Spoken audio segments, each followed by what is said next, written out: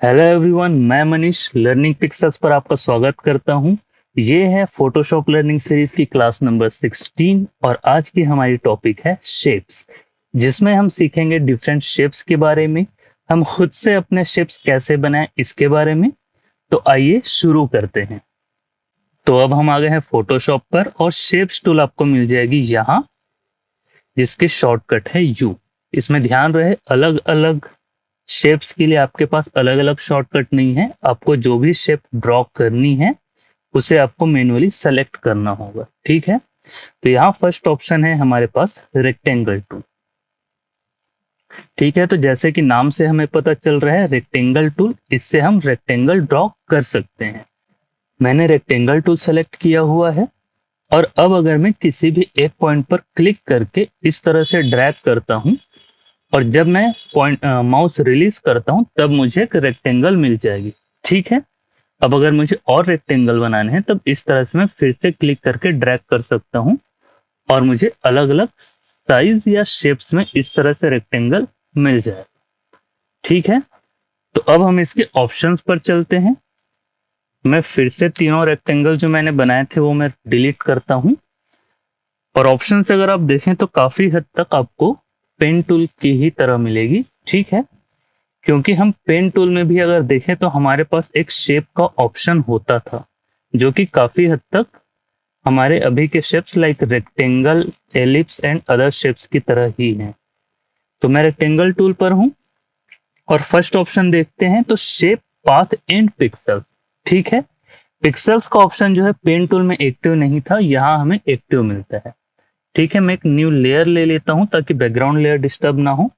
तब देखिए जब मैं शेप्स पर हूं और मैं ड्रॉ करता हूं तब मुझे एक शेप मिली है रेक्टेंगल की, ठीक है। वहीं अगर मैं पाथ पर आता हूं और अब मैं ड्रॉ करता हूं तब देखिए मुझे शेप मिलने के बजाय सिर्फ पाथ मिली है। मैं एक न्यू लेयर लेता हूं और इस बार मैं पाथ की जगह पिक्सेल्स सेलेक्ट करता हूं। तब देखिए मुझे क्या मिलती है, यहां मुझे पिक्सेल्स मिली है, ठीक है। ध्यान रहे जो हमने फर्स्ट फिगर ड्रॉ किया था ये एक शेप है और ये पिक्सल है या रेस्टर है, ठीक है। तो पहले मैं आपको ये बता दूं कि रेस्टर क्या होता है और वेक्टर क्या होता है, ठीक है। जब भी हम शेप की बात कर रहे हैं तब वो वेक्टर होता है, ठीक है। और अब हम समझते हैं वेक्टर क्या है, रास्टर क्या है। रेस्टर जो इमेज है वो क्या है, पिक्सल्स से बनी हुई होती है, ठीक है। तो मैं कुछ देर के लिए यहां से एक सर्कल ड्रॉ करता हूं, ठीक है, इस तरह से। अगर मैं इसे जूम करता हूं तब देखिए आपको इस तरह से पिक्सेल्स दिखाई दे रहे हैं। तो जो रेस्टर इमेज होती है वो पिक्सेल्स से बनी होती है और जब हम वेक्टर की बात करते हैं तब वो पाथ से बनी होती है। जैसे कि अगर मैं रेक्टेंगल सेलेक्ट करता हूं, मैं इस रेक्टेंगल का कलर चेंज करता हूं ताकि हमें उसकी पाथ दिखाई दे। अभी देखिए ये जो रेक्टेंगल है इसके आसपास मुझे पाथ दिखाई दे रही है, ठीक है। तो जब हम किसी फिगर को पाथ से बनाते हैं तब उसमें हमें फायदा ये होता है कि वो साइज से लिमिटेड नहीं होता। लाइक जब हम कोई वेक्टर ड्राइंग करते हैं तब हम उसे कितना भी जूम करें या जूम इन करें या जूम आउट करें वो पिक्सलेट नहीं होती है। जब हम कोई नॉर्मल इमेज लेते हैं, जिसके लिए मैं अभी आपको दूसरे डॉक्यूमेंट पर ले जाता हूं, तो देखिए यहाँ ये इमेज है, तो ये पूरी तरह से एक रेस्टर इमेज है, तो ये पिक्सल से बनी हुई है। तो इस इमेज को जब हम जूम करते जाएंगे तब एक स्टेज आएगा जब ये पिक्सलेट होने लगेगी। जैसे कि यहाँ आप देखेंगे तो यहाँ इमेज पिक्सलेट हो रही है। लेकिन अगर हमारे पास कोई फिगर है जो कि पूरी तरह से वेक्टर ड्राइंग है, ठीक है, मीन्स हमने उससे पाथ यूज करके बनाए हुए, पेन टूल से या फिर किसी शेप टूल से बनाया हुआ है और जो कलर्स वगैरह हमने उसमें फिल किए हुए हैं वो सारी चीजें वेक्टर हैं। तो उस केस में क्या होता है कि हम उस इमेज को किसी भी साइज में, कितनी भी छोटी या कितनी भी लार्ज साइज में हम उसे स्ट्रेच करें वो पिक्सलेट नहीं होती है। तो ये फायदा होता है वेक्टर ड्राइंग की। बट लिमिटेशन ये भी होती है कि वेक्टर में हम हर चीज को नहीं बना सकते हैं। जैसे कि यहाँ हमारे पास ये गर्ल की इमेज है तो ये वेक्टर में नहीं बन सकते, ये रेस्टर ही होगी, ठीक है। तो रेस्टर की और वेक्टर की दोनों के अपने अपने मेरिट्स भी हैं और डिमेरिट्स भी हैं। डिफरेंस ये है कि वेक्टर इमेज या फिर शेप जो होती है वो पाथ से क्रिएट होती है, और जो रेस्टर इमेज होती है वो डायरेक्ट पेंट करके या डायरेक्टली पिक्सल्स से क्रिएट होती है, तब हम उसे एक रास्टर इमेज कहते हैं। अब हम वापस अपने शेप्स की ओर चलते हैं। मैं ये सभी लेयर्स डिलीट करता हूं। ठीक है, तो यहां से हमें ये समझ में आ गया कि ये तीन ऑप्शंस क्या हैं। अगर हम शेप लेते हैं तब यहाँ शेप क्रिएट होगी, अगर हम पाथ लेते हैं तो सिर्फ पाथ क्रिएट होगी, और वहीं अगर मैं पिक्सल्स लेता हूं, देखिए जैसे ही मैंने पिक्सल सेलेक्ट किया तब अभी मुझे स्टॉप की सिंबल शो हो रही है, क्योंकि पिक्सल्स ड्रॉ करने के लिए मेरे पास एक ट्रांसपेरेंट या फिर एक रेस्टर लेयर होनी चाहिए। अभी सिलेक्शन रेक्टेंगल पर है जो कि एक वेक्टर या फिर शेप है, तो इसके ऊपर मैं एक रेस्टर लेयर लेता हूं। अभी देखिए स्टॉप सिंबल चली गई है, और अभी अगर मैं यहाँ पर ड्रॉ करता हूं तब ये एक रेस्टर इमेज है। तो कोई भी लेयर जो है वो रेस्टर है या फिर वेक्टर है या शेप है, वो हमें कैसे पता चलता है? एक तो आप इस तरह से अगर पेन टूल से सेलेक्ट करते हैं तब भी आपको पता चल जाएगा। देखिए आपको एंकर पॉइंट्स मिल रहे हैं, आपको यहाँ पाथ मिल रही है, तो इसका मतलब ये वेक्टर है या फिर शेप या वेक्टर, आप जो भी कहें, दोनों सेम चीज होती है। तो इससे ये पता चल रहा है कि ये एक वेक्टर है। ठीक है, वहीं अगर मैं इस लेयर पर कोई सिलेक्शन बनाता हूं तब मुझे कोई भी एंकर पॉइंट्स नहीं मिल रहे हैं। इसका ये मतलब हुआ कि ये एक शेप नहीं है, ये एक रेस्टर लेयर है। यही चीज आप लेयर पैनल से भी पता कर सकते हैं। देखिए मैं लेयर पैनल यहाँ ले आता हूं, और अब अभी अगर आप इस फर्स्ट लेयर पर ध्यान दें जो कि ये रेक्टेंगल है, तो यहाँ आपको एक आइकन बनी हुई दिखाई दे रही है जिसमें 4 कॉर्नर्स हैं और एक स्क्वायर जैसा बना हुआ है। तो इसका मतलब ये जो चीज है वो वेक्टर है। और जब भी आप रेस्टर लेयर को देखेंगे तो वो इस तरह से आपको खाली दिखाई देगी, मीन्स उसमें कोई भी आपको साइड में आइकन्स दिखाई नहीं देंगे। तो यहां से देखकर आप पता कर सकते हैं कि ये रास्टर लेयर है या फिर वेक्टर लेयर है। ठीक है, और एक चीज है, बहुत सी चीजें हैं जिनसे आपको पता चल जाएंगी। ठीक है, अगर मैं रेक्टेंगल जो कि एक वेक्टर लेयर है, यहां अगर मैं डबल क्लिक करता हूं तब आपको इसमें कलर, ग्रेडियंट या पैटर्न कोई भी चीज फिल करने का ऑप्शन मिलेगा। अभी इसमें कलर फिल है इसलिए मुझे कलर का ऑप्शन मिल रहा है। वहीं अगर मैं इस लेयर पर डबल क्लिक करता हूं तब देखिए मुझे ये लेयर स्टाइल का ऑप्शन मिलता है। ठीक है, ध्यान रहे जब मैं डबल क्लिक कर रहा हूं वो मैं इस आइकन पर कर रहा हूं, यहाँ नेम या फिर इसके आगे नहीं। अगर मैं आगे क्लिक करता हूं तब मैं किसी भी लेयर पर क्लिक करूं मुझे लेयर स्टाइल का ही ऑप्शन मिलेगा।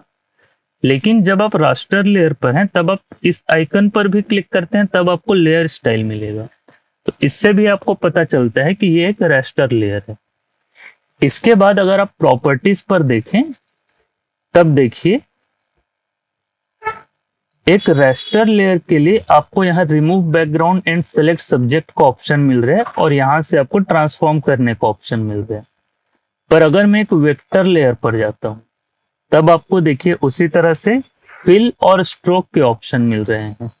ठीक है, जो कि आपको रास्टर लेयर पर या किसी स्मार्ट ऑब्जेक्ट पर नहीं मिलेगा। स्मार्ट ऑब्जेक्ट क्या होते हैं ये हम किसी और क्लास में देखेंगे। तो इस तरह से 2-3 चीजें हैं जिससे आप पता कर सकते हैं कि कोई लेयर वेक्टर है या रास्टर है। अब हम वापस चलते हैं वेक्टर या फिर शेप्स की तरफ। तो जब हम शेप्स पर हैं तब यहाँ 3 ऑप्शंस मिलते हैं जो आपको समझ में आ चुका है। इसके बाद आपको यहाँ कुछ ऑप्शंस मिलते हैं, यहाँ मैं कुछ देर में आता हूँ। फिर आपको यहाँ पर सेम ऑप्शंस मिलते हैं जो कि पेन टूल में मिल रहे थे।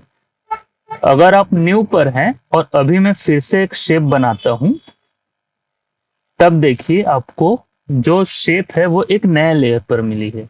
वहीं अगर मैं second option means combined shape पर हूं और इस तरह से मैं अलग अलग शेप्स बनाता हूं तब आप लेयर पैनल पर देखिए ये तीनों शेप्स जो हैं वो एक ही लेयर पर हैं। तो अगर आप कंबाइंड शेप रखते हैं तो आप जितने भी शेप्स बनाएंगे, मैं जैसे कि यहाँ से अगर एलिप्स टूल ले लूं और अभी भी ऑप्शन कंबाइंड शेप्स पर है और यहाँ मैं ड्रॉ करता हूं तब वो उसी लेयर पर ड्रॉ होती जाएगी। ठीक है, इस तरह से आप देख सकते हैं। यहाँ जो फर्स्ट रेक्टेंगल है उसे मैं हाइड कर देता हूं और देखिए ये जो 4 शेप्स बने हैं वो सभी एक सिंगल लेयर पर हैं। तो अगर आप कंबाइंड शेप्स करते हैं तब आपको रिजल्ट सिंगल लेयर पर मिलेगा। अब हम सब्ट्रैक्ट फ्रंट पर चलते हैं और मैं फिर से एक लेयर यहाँ क्रिएट करता हूँ, सॉरी एक शेप क्रिएट करता हूँ। तब देखिए यहाँ पर फ्रंट में या टॉप पर कौन सी लेयर है, ये जो सर्कल बनी हुई है वो लेयर है। तो इसलिए वो चीज पीछे के जितने भी आपके शेप्स हैं वहां से हाइड हो चुकी है। ठीक है, तो ये सेम आपके पेन टूल की ही तरह है, इस पर बहुत ज्यादा डिटेल में मैं नहीं जाता हूं। इसके बाद आपके पास पहले की तरह अलाइन के ऑप्शंस होंगे। अगर आप इन सभी पाथ को एक साथ सेलेक्ट करते हैं तब फिर आपकी अलाइन वाली पैनल एक्टिव होगी और यहाँ से आप पेन टूल की ही तरह या पाथ की ही तरह अलाइन कर सकते हैं और यहाँ से आप ऑर्डर्स चेंज कर सकते हैं। इसके बाद हम चलते हैं फिल और स्ट्रोक और यहाँ जो भी ऑप्शंस हैं उनका क्या यूज है। अब मैं वापस चलता हूँ रेक्टेंगल टूल पर और इस तरह से मैंने एक रेक्टेंगल ड्रॉ किया। अब हम देखते हैं यहाँ फिल की जो ऑप्शन है, तो ये जो ऑप्शंस आपको मिल रहे हैं फिल या स्ट्रोक या फिर ये जो ऑप्शंस हैं, ये सेम चीजें आपको प्रॉपर्टीज में भी मिलेंगी। अगर आपको प्रॉपर्टी पैनल शो नहीं हो रही है तब उसके लिए आप विंडोज में जाएं और यहाँ आपको प्रॉपर्टीज मिल जाएगी। तो यहाँ आप क्लिक करेंगे तो प्रॉपर्टी पैनल आपको शो होगी। इसे मैं यहाँ सामने ले आता हूँ और अब हम देखते हैं। देखिए यहाँ पाथ फाइंडर की जो ऑप्शन है ये वही ऑप्शन है जो यहाँ आपको मिल रही थी। तो अब अगर मैं फिल के ऑप्शन पर जाता हूं तब देखिए यहाँ एक पैनल ओपन हो रही है जिसमें कुछ ऑप्शंस दिए हुए हैं। ये सेम ऑप्शंस आपको यहाँ भी मिलेगी। ठीक है, अब इस पैनल पर काम करें या इस पैनल पर काम करें सेम चीज है। तो अभी मैं यहाँ क्लिक करता हूं और देखिए आपको ये सब ऑप्शंस मिल रहे हैं। इसमें फर्स्ट जो ऑप्शन है वो ऑप्शन है नो फिल की, मीन्स आपको शेप तो चाहिए पर उसमें कुछ भी फिल नहीं चाहिए, आपको उसमें कोई कलर या ग्रेडियंट पैटर्न कुछ भी नहीं चाहिए। उस केस में आप फर्स्ट ऑप्शन पर सेलेक्ट करेंगे और यहां से देखिए आपकी फिल हट गई है, इसे हम नो फिल करते हैं। सेकेंड ऑप्शन जो है वो सॉलिड कलर की है, तो अगर आपको इसमें कोई भी सॉलिड कलर चाहिए तो वो आप इसमें फिल कर सकते हैं। यहाँ पर हमारे पास रिसेंटली यूज्ड कलर्स हैं, तो मैं यहाँ से किसी भी कलर पर क्लिक करके उसका कलर डिफाइन कर सकता हूँ। या फिर मुझे कोई और कलर चाहिए तब एक तो आपको यहाँ पर अलग अलग स्वेचेस मिल जाएंगे, आप यहाँ से कलर चूज कर सकते हैं। या आपको कस्टम कोई कलर चाहिए तो यहाँ आप क्लिक कीजिए, आपको कलर पैनल मिल जाएगा। आप जहां भी चाहें जो भी कलर चाहें यहाँ से सेलेक्ट करके ओके करेंगे, आपको वो कलर यहाँ फिल में मिल जाएगा। ठीक है, इसके बाद नेक्स्ट ऑप्शन पर चलते हैं ग्रेडियंट। अगर आप ग्रेडियंट पर जाते हैं तो जिस तरह से हमने लास्ट ग्रेडियंट की क्लास में देखा था ग्रेडियंट हम किस तरह से फिल कर सकते हैं, यहाँ सेम आपको सभी ऑप्शंस मिलेंगे। तो इस तरह से आप ग्रेडियंट कोई भी फिल कर सकते हैं। ठीक है, इसमें कैच एक पॉइंट ये है, यहाँ आपके पास एक ऑप्शन है, देखिए यहाँ से ग्रेडियंट कैसे फिल होता है ये हमने ऑलरेडी देख लिए है। अब ग्रेडियंट का एंगल सेट कर सकते हैं यहाँ से, अभी मैं इसे 0 डिग्री ही रखता हूँ। ग्रेडियंट टाइप आप यहाँ से सेट कर सकते हैं, जो हमें ग्रेडियंट टूल में यहाँ ऑप्शन बार पर मिलती थी वो ऑप्शंस हमें यहाँ मिल रहे हैं। तो ये चीज भी आपको पता है ये क्या होती है। स्केल जो होता है, देखिए स्केल अभी 100% है, अगर मैं स्केल कम करता हूँ तब जो ग्रेडियंट है, मीन्स ये ग्रेडियंट अभी जो यहाँ से स्टार्ट होकर यहाँ राइट तक जानी चाहिए, अगर मैं उससे बिलो 100% करता हूं तब वो छोटी होने लगेगी। ठीक है, तो देखिए अभी ये 34% पर है, तो ये जो टोटल लेंथ है वो 100% है। अभी मैंने 34% कर दिया, मीन्स अराउंड यहां से लेकर यहां तक वो ग्रेडियंट कंप्लीट हो जा रही है। और उसे ही अगर मैं 100% से बढ़ा देता हूं, अराउंड 200% करते हैं, तब क्या होगा, ये इसके डबल लेंथ में, मीन्स यहां से स्टार्ट होकर यहां तक वो ग्रेडियंट फिल करेगा। तो बीच में हमें सिर्फ उसके बीच की चीजें ही दिखाई दे रही हैं। तो इस तरह से अगर आपको कभी यूज करना है तो आप वो कर सकते हैं। अभी मैं इसे 100% कर रखता हूं। अब हम फिर से ग्रेडियंट के ऑप्शन पर ही चलते हैं और यहाँ देखिए अलाइन विथ लेयर। तो लेयर क्या चीज है, ये जो आपको बॉक्स बनी हुई या रेक्टेंगल बनी हुई मिल रही है ये हमारी लेयर है। तो अगर मैं अलाइन विथ लेयर का ऑप्शन ऑन रखता हूं तब जो ग्रेडियंट है वो यहाँ लेयर के स्टार्ट पॉइंट से स्टार्ट होगी और लेयर की जो लास्ट पॉइंट या लेयर की जो एंड पॉइंट है वहां तक खत्म होगी। अगर मैं इसे डिसेलेक्ट कर देता हूं या अनचेक करता हूं तब देखिए ग्रेडियंट चेंज हो गई लग रहा है हमें, पर ग्रेडियंट चेंज नहीं हुआ है। ग्रेडियंट क्या हुआ है, अभी वो पूरे कैनवास से अलाइन है। मीन्स जो ग्रेडियंट है वो यहां से स्टार्ट हुआ है, start point of the canvas से, और यहां पर खत्म हुई है। ये चीज आपको इस तरह से समझ में आ सकती है कि मैंने कंट्रोल टी किया और जो रेक्टेंगल है उसकी साइज में कैनवास के बराबर करता हूं। अभी देखिए ग्रेडियंट जो हमने लिया था वो सेम ग्रेडियंट हमें मिल रही है। तो इस केस में क्या हुआ है, जो ग्रेडियंट है वो सिंपली यहाँ लेफ्ट टू राइट अप्लाई हो चुकी है, और अब मैं शेप जैसा भी लूंगा तो ग्रेडियंट मूव नहीं होगी, सिर्फ शेप यहां से वहां मूव होगी। अभी अगर मैं मूव टूल पर आता हूं और इसे मूव करता हूं तब देखिए किस तरह से ग्रेडियंट में चेंजेस मुझे मिल रहे हैं। तो अगर आपको इस तरह से चाहिए तो आप ये कर सकते हैं। नॉर्मली इस तरह की रिक्वायरमेंट नहीं होती, तो आप अलाइन विथ लेयर का ऑप्शन ऑन रखिए ताकि आपकी जो ग्रेडियंट है वो हमेशा लेयर के साथ अलाइन हो। इसके बाद हमें ऑप्शन मिलता है पैटर्न। पैटर्न की क्लास हालांकि अभी हुई नहीं है आपकी। पैटर्न का मतलब अभी आप ये समझ लीजिए कि एक छोटी सी इमेज होती है या एक कोई भी इमेज होती है, और जब हम उस इमेज को या उन पिक्सल्स को लेफ्ट टू राइट और top to bottom continue repeat करते जाते हैं, जैसे कि मैं ये रेक्टेंगल ले लूं, इसके साइज में छोटी कर लेता हूं, ठीक है, और इस तरह से अगर मैं उसे रिपीट करता जाऊं सेम डिस्टेंस पर और सेम पैटर्न में इस तरह से, तब ये जो चीज बन रही है इसे हम पैटर्न कहते हैं, ठीक है। तो इस तरह से अगर कोई पैटर्न आपको फिल करना है तब आप उस लेयर में पैटर्न भी फिल कर सकते हैं, सॉरी उस शेप में पैटर्न फिल कर सकते हैं। तो मैं पैटर्न पर चलता हूं और इस पैटर्न में आपको ठीक से नहीं समझ में आएगा तो मैं यहां से ये एक सिंपल पैटर्न लेता हूं इस तरह से। तो पैटर्न लेने के लिए ऑप्शन के आप यहाँ लास्ट ऑप्शन पर चाहिए और यहाँ पर आपको बने बनाए पैटर्न्स मिल जाएंगे। अगर आपको इनमें से कोई भी यूज करना है तो वो आप यूज कर सकते हैं। आप अगर चाहते हैं कि कोई बाहर से कोई और पैटर्न यूज करें आप, या कोई और इमेज को एज ए पैटर्न यूज करें, तब पहले आपको उस इमेज से फोटोशॉप के अंदर पैटर्न क्रिएट करना होगा, या ऑनलाइन आपको कोई पैटर्न डाउनलोड करके वो पैटर्न आपको फोटोशॉप में इंस्टॉल करना होगा, तब आप कोई दूसरी पैटर्न भी यूज कर सकते हैं।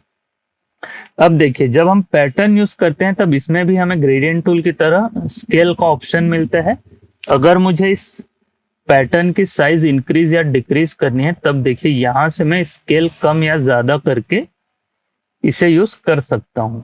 उसी तरह से यहां मुझे एंगल मिलता है, तो इस तरह से अगर मुझे एंगल चेंज करने हो तब मैं मैन्युअली कोई वैल्यू देकर या इस तरह से ड्रैग करके वो पैटर्न में फिल कर सकता हूं, ठीक है। तो ये चीजें थी कि हम किसी भी शेप के अंदर अलग अलग तरह से फिल कैसे कर सकते हैं, ठीक है। तो अभी मैं फिर से वापस एक सॉलिड कलर के ऑप्शन पर जाता हूं और इसके बाद देखिए फिल के बाद आपको ऑप्शन मिलता है स्ट्रोक। किसी भी शेप में आप स्ट्रोक भी यूज कर सकते हैं। जैसे कि अभी देखिए यहाँ फर्स्ट ऑप्शन पर क्लिक है तो इसमें कोई भी स्ट्रोक नहीं है, और स्ट्रोक में अगर कोई कलर आपको चाहिए देखिए फिल की तरह, देखिए फिल में जो यहाँ ऑप्शंस आपको मिल रहे हैं सेम टू सेम ऑप्शंस आपको स्ट्रोक में भी मिलेगा कि स्ट्रोक में आपको क्या चीज चाहिए। तो अगर आपको स्ट्रोक नहीं चाहिए आप यहाँ से नो कलर का ऑप्शन रखिए। अगर आपको कोई कलर चाहिए तो यहाँ से मैंने कलर्स क्लिक किया और यहाँ से बाय डिफॉल्ट ब्लैक कलर हमें मिल गया है, ठीक है। तो जो भी कलर चाहिए मैं फिल की तरह ही इसे सेलेक्ट कर सकता हूँ। अब देखिए जैसे ही आप स्ट्रोक में कोई कलर फिल करते हैं फिर आपको यहाँ से स्ट्रोक में और भी ऑप्शंस दिखाई देने लगेंगे। तो देखिए अभी आपको स्ट्रोक की कलर दिखाई नहीं दे रही है, यहाँ देखिए एक पतली लाइन मिल रही है आपको ब्लैक कलर की, तो यह स्ट्रोक है। अब अगर आपको स्ट्रोक की थिकनेस इंक्रीज करनी है, अभी देखिए यहाँ पर 1 पिक्सल शो हो रहा है, ये स्ट्रोक की थिकनेस है। और अगर मुझे ये स्ट्रोक इंक्रीज करनी है तब यहाँ से मैं इंक्रीज कर सकता हूँ। जैसे कि अभी 1 है, मैं यहाँ 10 पिक्सल्स कर देता हूँ, तब देखिए थिकनेस अभी इंक्रीज हो गई है। अभी हमें कुछ चीजें सीखनी है, उसके लिए हमें एक थिक स्ट्रोक की जरूरत होगी। तो मैं इसे 10 के बजाय 50 पिक्सल्स करता हूँ और ये देखिए स्ट्रोक की थिकनेस आपकी चेंज हो गई। ठीक है, इसे मैनुअली एंटर करने के लिए आप यहां से भी कंट्रोल कर सकते हैं। ठीक है, तो ये स्ट्रोक अभी मुझे अराउंड 50 चाहिए, तो मैं यहां से 50 ले लेता हूं। और अब हम वापस चलते हैं कि स्ट्रोक में हम किस तरह से अलग अलग कलर या ग्रेडियंट फिल कर सकते हैं। फर्स्ट ऑप्शन हमने समझ लिया, नो फिल या फिर नो स्ट्रोक। सेकेंड ऑप्शन हमें मिलता है सॉलिड कलर। थर्ड ऑप्शन हमारे पास है ग्रेडियंट, तो पहले की तरह ही हम अलग अलग ग्रेडियंट यूज कर सकते हैं। सभी ऑप्शंस आपके ग्रेडियंट टूल की ही तरह है। और उसके जगह अगर आपको पैटर्न चाहिए तो इस तरह से आप पैटर्न यूज कर सकते हैं। अगर हम स्केल कम करेंगे तब हमें समझ में आएगा। देखिए इस तरह से आप स्ट्रोक में पैटर्न यूज कर सकते हैं। तो ये सभी चीजें फिल की ही तरह है, तो इसे दोबारा आई गेस समझाने की जरूरत नहीं है। मैं वापस स्ट्रोक में एक सॉलिड ब्लैक कलर फिल करता हूं। इसके बाद देखिए हमें आगे समझने के लिए इस रेक्टेंगल की 2-3 कॉपीज लगेंगी, तो मैं इनकी कॉपीज ले लेता हूं। देखिए यहां मैंने 3 सेम रेक्टेंगल जो कि सेम साइज की है, प्लस इन सब के स्ट्रोक की साइज या स्ट्रोक वेट या फिर आप स्ट्रोक थिकनेस कहें, तीनों सेम चीज होती है। तीनों की स्ट्रोक अगर मैं देखिए यहाँ से तीनों सेलेक्ट करता हूं, तब देखिए तीनों रेक्टेंगल्स के जो स्ट्रोक की साइज है वो 50 पिक्सल्स है। ठीक है, इस ऑप्शन पर हम कुछ देर में आएंगे, अभी यहां समझते हैं। यहां मैं रीनेम कर लेता हूं ताकि हमें इजिली समझ में आए।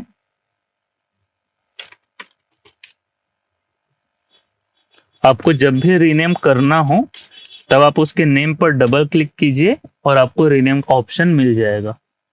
ठीक है, तो देखिए अभी हम बॉटम पर हैं और यहाँ आप स्ट्रोक के टाइप सेट कर सकते हैं। ठीक है, जैसे कि बॉटम में मैंने ये फर्स्ट ऑप्शन लिया, मिडिल में मैंने सेंटर वाला ऑप्शन लिया और टॉप में मैंने लास्ट वाला ऑप्शन लिया। तब देखिए अगर हम देखें तो ये रेक्टेंगल की साइजेस अब हमें अलग अलग लग रही हैं, जबकि रेक्टेंगल्स सेम है। तो इसमें डिफरेंस क्या हुआ है, स्ट्रोक की जो पोजीशन है वो चेंज हुई है। ठीक है, स्ट्रोक की साइज भी सेम है, सभी में 50 पिक्सल्स है। और जो रेक्टेंगल की साइज है, मैं एक गाइड प्लेस करता हूं ताकि आपको एग्जैक्ट साइज का अंदाजा हो। देखिए सभी रेक्टेंगल की साइज ये जो गाइड्स हैं उनके बीच में है। जो फर्स्ट रेक्टेंगल है उसमें क्या हो रहा है कि जो स्ट्रोक है वो इनसाइड है। ठीक है, यहां से अगर हम देखेंगे, अगर मैं इस रेक्टेंगल को सेलेक्ट करता हूं और अभी हम इसके स्ट्रोक का टाइप देखें तो यहाँ पे इनसाइड शो हो रहा है। ठीक है, यहां अगर आप देखेंगे तब आपको इनसाइड शो हो रहा है, ये जो फर्स्ट ऑप्शन है। और वहीं अगर हम सेकंड ऑप्शन में जाएं तब देखिए यहाँ पर सेंटर शो हो रही है। तब देखिए यहाँ जो स्ट्रोक है वो ये जो रेक्टेंगल की जो बॉर्डर्स या फिर आउटलाइन आप बोले तो उसके अंदर और बाहर दोनों की तरफ है, क्योंकि यहाँ हमने सेंटर चूज किया हुआ है। और वहीं अगर हम लास्ट वाले ऑप्शन पर चलें, लास्ट वाले रेक्टेंगल पर चलें, तब आपको यहाँ पे आउटसाइड का ऑप्शन मिल रहा है। तो देखिए इसमें अगर आप गाइड पर देखें तब गाइड के बाहर है ये इसमें स्ट्रोक। ठीक है, तो स्ट्रोक के ये आपको 3 टाइप मिलते हैं। आपको इनसाइड चाहिए, सेंटर में चाहिए या आउटसाइड चाहिए, अपने रिक्वायरमेंट के हिसाब से आप उसे सेट कर सकते हैं। इसके बाद आपको कॉर्नर्स के ऑप्शन मिलते हैं। ये जो ऑप्शन है रेक्टेंगल पर काम नहीं करेंगे, इसलिए इस ऑप्शन को भी मैं नहीं समझा रहा हूं। इसके बाद कॉर्नर के ऑप्शन आपको मिलते हैं। तो देखिए मैं तीनों रेक्टेंगल सेलेक्ट करता हूं और हम इन सब के कॉर्नर चेंज करके देखते हैं। देखिए फर्स्ट ऑप्शन जो है वहां पर एक शार्प कॉर्नर बनी हुई है। अगर आप देखें तो यहाँ पर एक शार्प कॉर्नर दिखा रहा है, इसलिए अभी सभी रेक्टेंगल्स के कॉर्नर शार्प हैं। वहीं अगर मैं सेकंड ऑप्शन पर जाऊं जो कि राउंडेड रेक्टेंगल की है, तब आपको इस तरह से राउंडेड मिलेंगे। आपको इस केस में कॉर्नर जो है राउंडेड मिलेंगे, पर ये ऑप्शन सिर्फ या तो सेंटर वाले स्ट्रोक में मिलेगा या आउटसाइड में मिलेगा, इनसाइड वाले में नहीं मिले, क्योंकि हमारी रेक्टेंगल खुद ही यहाँ तक है, तो इसे कर्व नहीं कर सकते हैं। ठीक है, तो जो राउंडेड रेक्टेंगल का ऑप्शन है वो आपको centre aligned and centre stroke and outside stroke में ही मिलेगी। इसके बाद थर्ड ऑप्शन मिलता है मीटर जॉइंट का। ठीक है, तो जब आप मीटर जॉइंट करते हैं तब आपको इस तरह से स्ट्रोक मिलता है। तो आपको जिस तरह की रिक्वायरमेंट हो उस रिक्वायरमेंट के हिसाब से आप अपने स्ट्रोक की पोजीशन एंड स्टाइल चूज कर सकते हैं। अब मैं जो पुराने शेप्स नए शेप्स मैंने लिए थे वो डिलीट करता हूं और वापस हम स्टार्टिंग में जो हमारे पास रेक्टेंगल थी उस पर आते हैं और हम जो डिफॉल्ट सेटिंग्स होती है वो सेटिंग्स कर लेते हैं। उसके बाद आप यहां देखेंगे तो ये आपके रेक्टेंगल के जो कॉर्नर्स है उन्हें राउंड करने के ऑप्शंस आपको मिलते हैं। तो देखिए यहाँ आपके अगर कोई भी वैल्यू देते हैं, जैसे कि मैं अगर यहाँ पर 10 पिक्सल्स की वैल्यू दे दूं, तब देखिए अगर मैं स्ट्रोक रिमूव करूं तब आपको बेटर समझ में आएगा।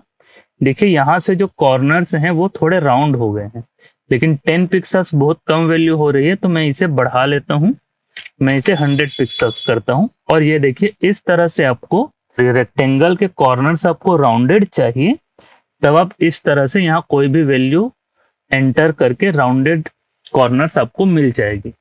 अभी देखिए अगर मैं कोई भी वैल्यू यहाँ एंटर करता हूँ, जैसे कि मैंने 50 किया, तो चारों कॉर्नर्स के वैल्यूज चेंज हो रहे हैं। अगर मैं चाहता हूँ कि ये सभी एक साथ ना हो, सबकी वैल्यूज मैं अलग अलग रख सकूं, तब यहाँ आपको लिंक दिखाई दे रही है, इस पर मैं क्लिक करके इसे इनएक्टिव कर देता हूं और अब मैं चाहूं तो इस तरह से सभी कॉर्नर्स पे अलग अलग वैल्यू दे सकता हूं। ठीक है, देखिए इस तरह से आपको अगर अलग अलग वैल्यूज देने हैं तब आप अलग अलग वैल्यूज भी एंटर कर सकते हैं। और देखिए जब आप इसके सामने ये जो आइकन बनी है उस पर कर्सर लेकर जाते हैं, तब आपकी ये हैंड टूल जैसे एक टूल में कन्वर्ट हो रही है। तो आप अगर इस तरह से ड्रैग करते हैं तब देखिए अगर इमेज में आप यहाँ देखेंगे तो इस तरह से आप बिना वैल्यू पुट किए डायरेक्ट माउस से भी वैल्यूज चेंज कर सकते हैं इस तरह से। और वहीं अगर ये लिंक कर दूं मैं अभी, तब इस तरह से भी ये सभी चेंज हो जाएंगे। इस तरह से देखिए आप, तो अगर आपको मैन्युअली एंटर करना है, न्यूमेरिक वैल्यू देनी है, तो वो आप कर सकते हैं, या फिर इस तरह से माउस से स्क्रॉल करके माउस इस तरह से क्लिक करके ड्रैग करेंगे, तब भी आप ये सेम चीज कर सकते हैं। अभी मैं फिर से इन सब की वैल्यू 0 करता हूं और इन सबको मैं लिंक कर देता हूं। अभी देखिए मैंने मैन्युअली यहाँ वैल्यू देकर इनके कॉर्नर्स राउंड किए थे।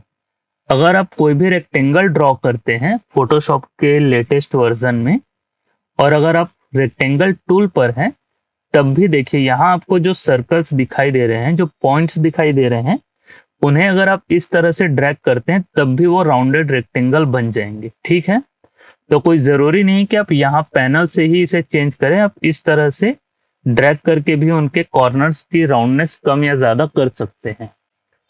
इसके बाद हमारे पास 2-3 ऑप्शंस और बचते हैं। मैं अभी ये डिलीट करता हूं और देखिए जब मैं रेक्टेंगल टूल लेता हूं और इस तरह से ड्रॉ करता हूं, तब देखिए अभी रैंडम कोई भी साइज और रेशियो मुझे मिल रहा है।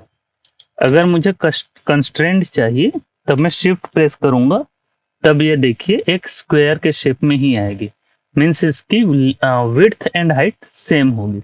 तो ये चीज आप कर सकते हैं। अगर आपको रेक्टेंगल की जगह स्क्वायर चाहिए तब आप सिंपली कीबोर्ड से शिफ्ट प्रेस करके ड्रॉ कर सकते हैं। आगे हम चलते हैं एलिप्स टूल पर। रेक्टेंगल टूल के नीचे आपको मिल जाएगी एलिप्स टूल, और जिस तरह से हम रेक्टेंगल ड्रॉ करते थे उसी तरह से इस तरह आप एलिप्स ड्रॉ कर सकते हैं।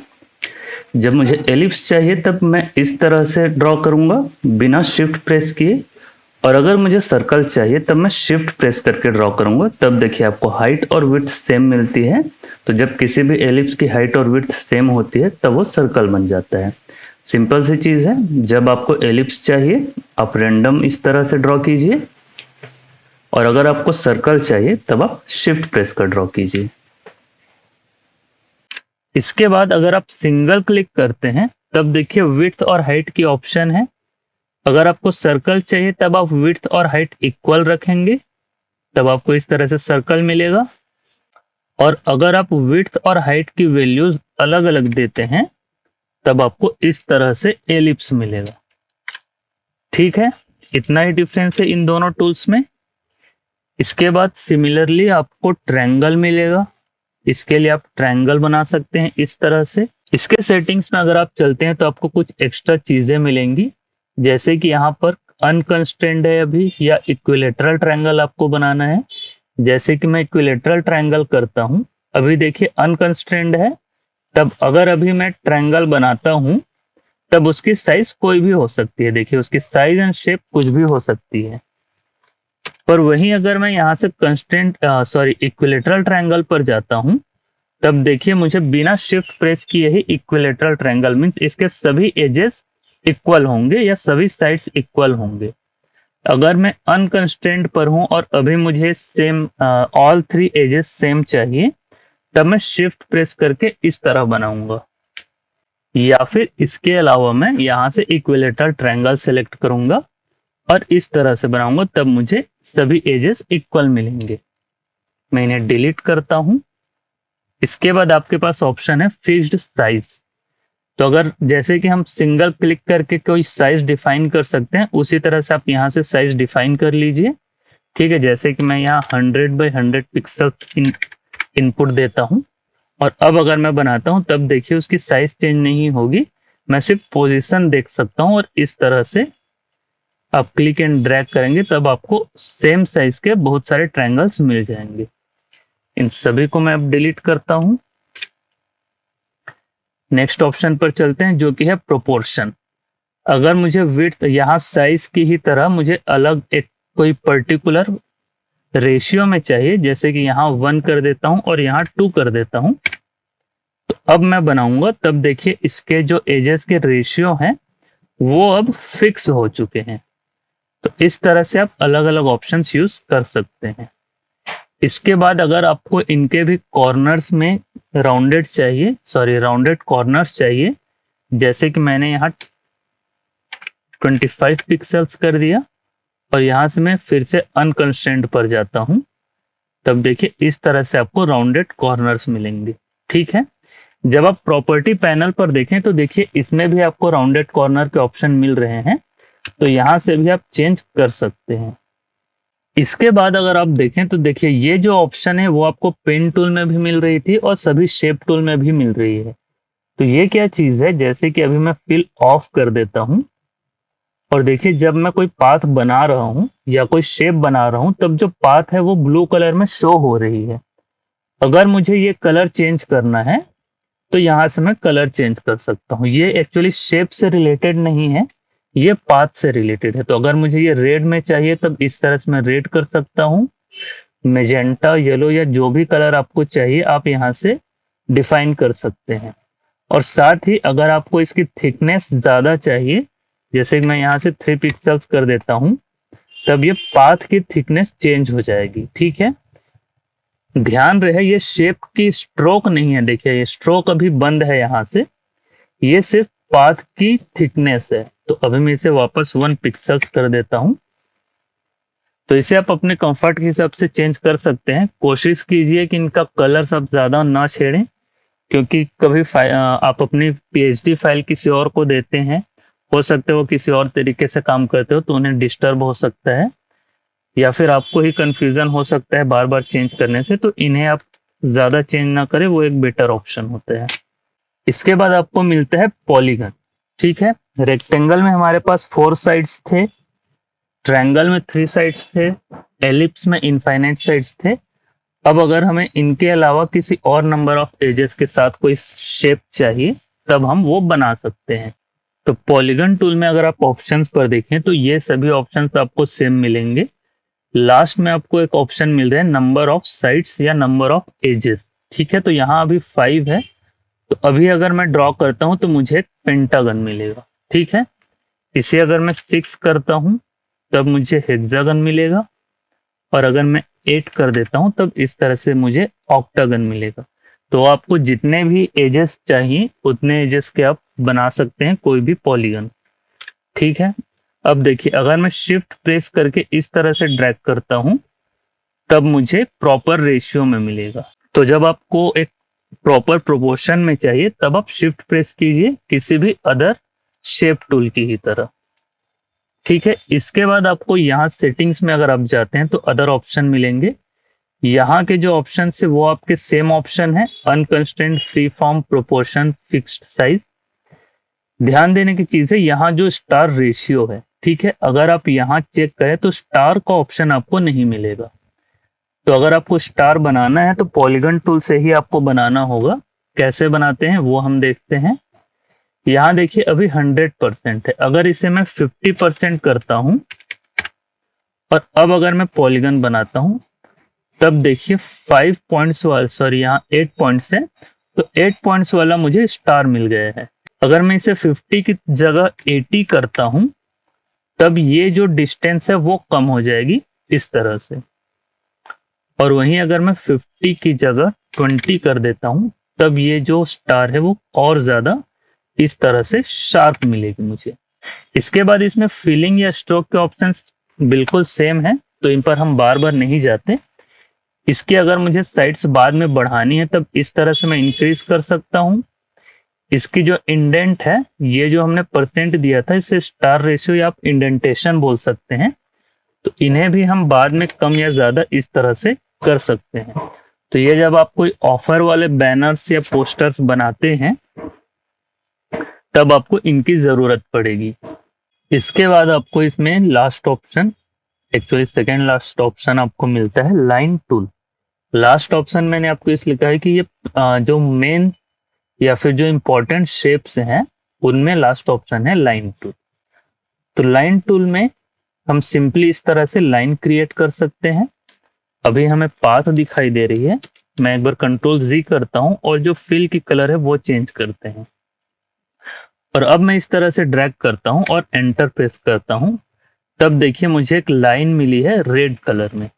अब देखिए, अब अगर मैं स्ट्रोक देता हूं, ठीक है, नॉर्मली जब हम लाइन देखते हैं या लाइन के बारे में सोचते हैं तब हम सोचते हैं कि वो स्ट्रोक ही होती है, और अगर आप इलस्ट्रेटर में जाए या कोरल में जाए तो एक्चुअल में लाइन वही चीज होती है कि उसमें सिर्फ स्ट्रोक होता है, कोई फिल नहीं होता। लेकिन जब आप फोटोशॉप में काम कर रहे हैं तब लाइन के लिए भी फिल एंड स्ट्रोक अलग अलग चीजें होती हैं, ठीक है। तो फिल कलर हमने लिया था रेड, तो यहाँ रेड कलर की मुझे एक लाइन मिली है, और यहां से मैं अभी स्ट्रोक आउटसाइड करता हूं और यहां से मैं कोई स्ट्रोक देता हूं, ठीक है। और अगर हम जूम करके देखें तब देखिए फिल इसमें रेड कलर की है और स्ट्रोक ब्लैक कलर की है, ठीक है। तो इस तरह से आप ये बना सकते हैं। तो इसमें ध्यान देने की चीज ये है कि लाइन में जब आप स्ट्रोक दे रहे हैं तो वो उस लाइन की थिकनेस नहीं बढ़ाएगी, उस लाइन में अलग से स्ट्रोक ऐड होगा। यहाँ ये जो स्ट्रोक यहाँ ऐड हुई है ब्लैक कलर की, और उसकी थिकनेस हम कंट्रोल कर सकते हैं। अगर हम लाइन की थिकनेस कंट्रोल करना चाहते हैं तो एक बार लाइन ड्रॉ करने के बाद वो चेंज नहीं होगी। अगर हम चाहते हैं कि लाइन की थिकनेस ज्यादा हो तब देखिए यहाँ लाइन की वेट दी हुई है, तो इसे मैं अभी 15 कर लेता हूं, और अब अगर मैं लाइन ड्रॉ करता हूं तब देखिए मुझे 15 वेट की या 15 पिक्सल्स की लाइन मिल रही है, और यहाँ जो मैंने 1 पिक्सल का स्ट्रोक दिया हुआ है वो स्ट्रोक मुझे यहाँ मिल रही है। इसके बाद अगर आप सेटिंग्स पर देखें तो ये इसमें कुछ खास अलग से चीजें नहीं है। अगर आपको इसमें एरो हेड चाहिए तो यहाँ जैसे मैंने स्टार्ट और एंड में एरो हेड बना लिया, और अब अगर मैं ड्रॉ करता हूं तब देखिए मुझे उसके स्टार्ट और एंड में एरोज मिल रहे हैं, ठीक है। इसके बाद यहाँ देखिए ये एरो कुछ अजीब सी है, क्यों? उसका रीजन है कि हमने 15 वेट का स्ट्रोक लिया है या लाइन लिया हुआ है, और जो हमारी एरो की साइज है, ये जो विड्थ और लेंथ दिखाई दे रही है ये एरो की विड्थ और लेंथ है, तो ये हमारे जो स्ट्रोक है उससे छोटी हो रही है, इसलिए अजीब सा हमें एरो मिल रहा है। तो इसकी लेंथ में बढ़ा लेता हूं लेंथ 25 कर देते हैं और विड्थ भी मैं 25 कर देता हूं। और अब अगर मैं लाइन ड्रॉ करता हूं तब देखिए इस तरह से आपको एरोज मिलेंगे उसके एंड पॉइंट में। अगर आपने ध्यान दिया हो तो देखिए ये जो सेटिंग्स होते हैं वो आपको कोई भी शेप ड्रॉ करने से पहले सेट करना है। अगर आपने शेप ड्रॉ कर लिया उसके बाद अगर आप इसमें कुछ चेंज करते हैं तो वो आपके प्रीवियस ऑलरेडी जो आपने ड्रॉ कर लिया है उसमें कोई चेंजेस नहीं आएंगे। जो भी चेंजेस हैं वो आपके अगले जो भी शेप आप बनाएंगे उस पर रहेंगे। ठीक है, तो जो आपकी लाइन की थिकनेस है वो यहाँ वेट से कंट्रोल होगी। अगर आपको एरो हेड चाहिए तो यहाँ से आप उनकी साइज डिफाइन कर सकते हैं और बाकी चीजें आपकी शेप्स की ही तरह रहेंगी, किसी भी अदर शेप की तरह। इन्हें हम फिर से डिलीट करते हैं।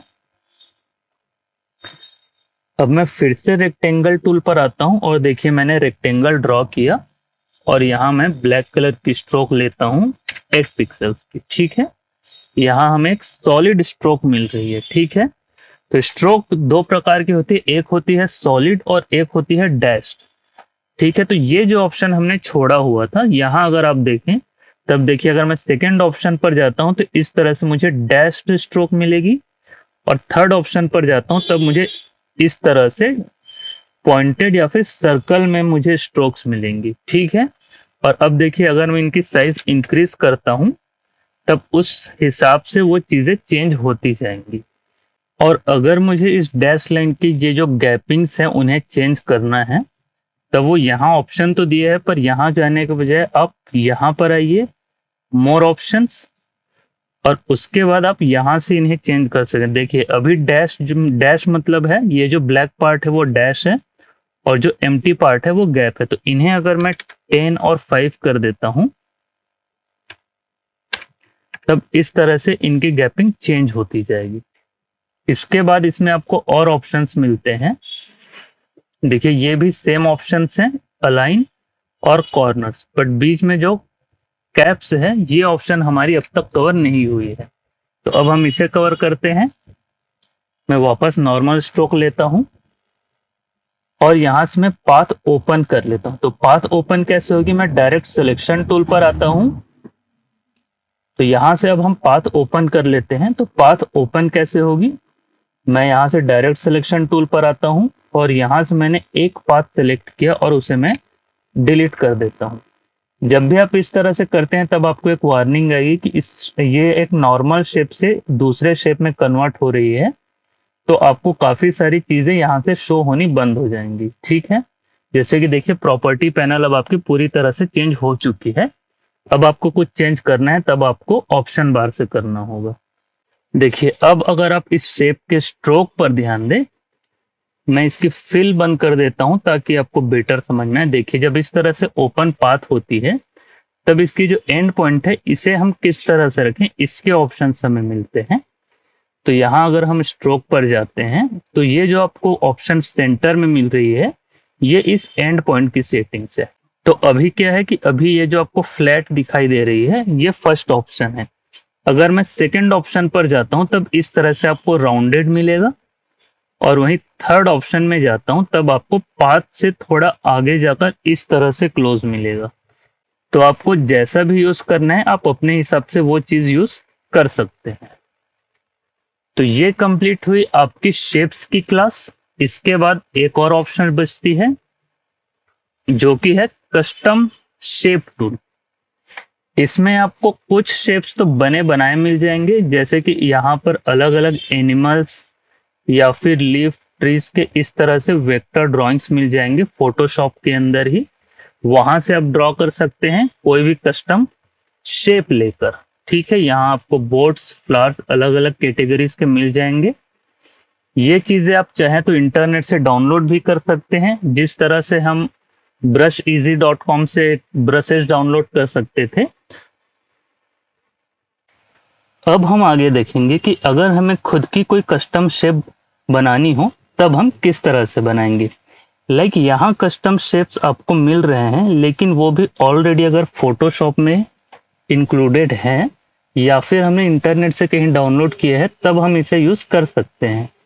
पर हम चाहते हैं कि हम अपनी मर्जी से कोई शेप बनाएं, तब वो कैसे करेंगे। तो हमें जो भी शेप बनानी है, जैसे कि हमने पिछली क्लास में देखा है, कोई भी वेक्टर शेप हमें बनानी हो तब वो शेप हम पेन टूल से बनाएंगे। तो अभी मैं पेन टूल लेता हूं और जो भी शेप हमें बनानी है, जैसे कि फिलहाल मैं एक लीफ की शेप बनाता हूं इस तरह से। शेप किस तरह से बनानी है वो मैं बहुत ज़्यादा एक्सप्लेन नहीं कर रहा हूं, क्योंकि उसकी क्लास ऑलरेडी पेन टूल में कवर हो चुकी है। तो ये मैंने एक शेप बना लिया। तो इस तरह से मैंने एक लीफ का शेप बना लिया है, और उस पर अगर आगे मुझे कोई और एडिटिंग करनी है तब मैं डायरेक्ट सिलेक्शन टूल से इस तरह से एडिट कर लेता हूँ। ठीक है, इस पर मैं फिलहाल ब्लैक कलर फिल कर लेता हूँ।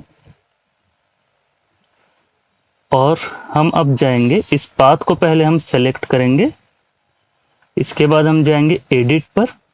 यहाँ आपको डिफाइन कस्टम शेप का ऑप्शन मिलेगा, यहाँ हम क्लिक करेंगे और यहाँ से आप शेप का नाम दे सकते हैं। मैं इसका नाम देता हूँ लीफ 1 और ओके। ठीक है, अब हम यहाँ से कस्टम शेप टूल पर आते हैं, और अगर यहाँ आप चेक करेंगे तो लास्ट में आपने जो शेप बनाया था वो शेप आपको मिल जाएगी। और अब आप अगर इस तरह से शेप क्रिएट करते हैं तब वो शेप आपको मिल जाएगी। ठीक है, काफ़ी इजी था। और इसके बाद आपको कोई भी सेटिंग्स इसकी चाहिए, आपको अगर कोई भी फिल करनी है, स्ट्रोक देना है, इसमें आप पैटर्न फिल कीजिए, ग्रेडियंट फिल कीजिए। जो हमने शेप टूल पर जो भी चीज़ें देखी थी वो सारी चीज़ें इस पर भी काम करेंगी। जैसे कि मुझे इसका कलर अगर चेंज करना है तो इस तरह से मैं इसे रेड कलर भी कर सकता हूँ। इसके बाद अब एक चीज़ ध्यान रखिए, यहाँ जैसे मैंने अभी ब्लैक कलर लिया हुआ था इस शेप का, जिस शेप से मैंने कस्टम शेप डिफाइन किया था, अगर मैं इसका कलर कुछ और चूज करता हूँ, लाइक अगर मैंने रेड चूज कर लिया और अभी मैं इससे अगर एक न्यू कस्टम शेप डिफाइन करता हूँ, जैसे कि मैं फिर से एडिट पर जाता हूँ और डिफाइन कस्टम शेप करता हूँ, यहाँ से मैं इसे नेम देता हूँ लीफ 2 एंटर। ठीक है, अब हम फिर से कस्टम शेप टूल पर जाते हैं और यहाँ देखिए अभी भी वो शेप जो है वो सेम डिफाइन हो गया। मीन्स आप यहाँ से कौन सा कलर आपने बनाते टाइम चूज किया है उससे कोई फर्क नहीं पड़ता, आप उसका कलर बाद में भी जैसा चाहे वैसा चेंज कर सकते हैं।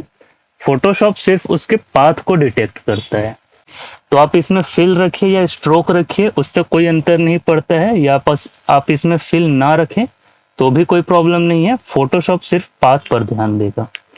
ठीक है, और इसमें एक चीज़ ध्यान रखना ज़रूरी है, जैसे कि अभी मैंने यहाँ पर वेक्टर शेप लिया हुआ था। अब सपोज मैं यहाँ से एक और लेयर लेता हूँ और इसमें मैंने कोई कलर फिल कर दिया, या फिर मैं इस पर ब्लैक कलर फिल कर देता हूँ इस तरह से।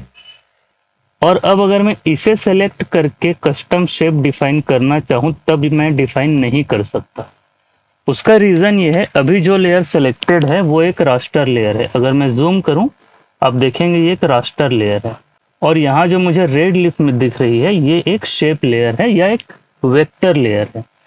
तो इस तरह से फोटोशॉप में आपको जब भी कोई कस्टम शेप डिफाइन करनी है तब आप किसी रास्टर लेयर से डिफाइन नहीं कर सकते, आपको वेक्टर इमेज ही देनी होगी या फिर आपको एक वेक्टर पाथ ही देना होगा, तभी फोटोशॉप कस्टम शेप डिफाइन कर सकता है।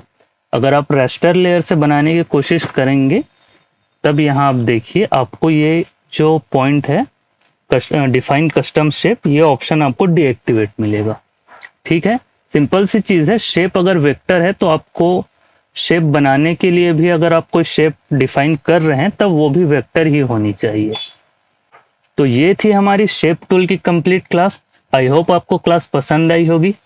अगर आपको क्लास पसंद आई है तो please like the video, share it and please subscribe the channel, ताकि हम आगे जो भी क्लासेस अपलोड करें आप उसे मिस ना करें। साथ ही आप ये वीडियोस अपने दोस्तों के साथ भी शेयर करें, ताकि अगर उन्हें भी ग्राफिक डिज़ाइनिंग सीखनी हो तब वो भी सीख सकें।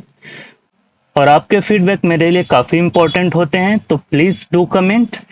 जो भी आपके क्यूरीज हों या आप वीडियोस में जो भी इम्प्रूवमेंट चाहते हैं प्लीज़ कमेंट कीजिए, ताकि मैं और बेहतर वीडियोस आपके लिए ला सकूं और आप बेहतर तरीके से चीज़ें सीख सकें। तो मिलते हैं एक नए क्लास के साथ, तब तक प्रैक्टिस करते रहिए। Thank you.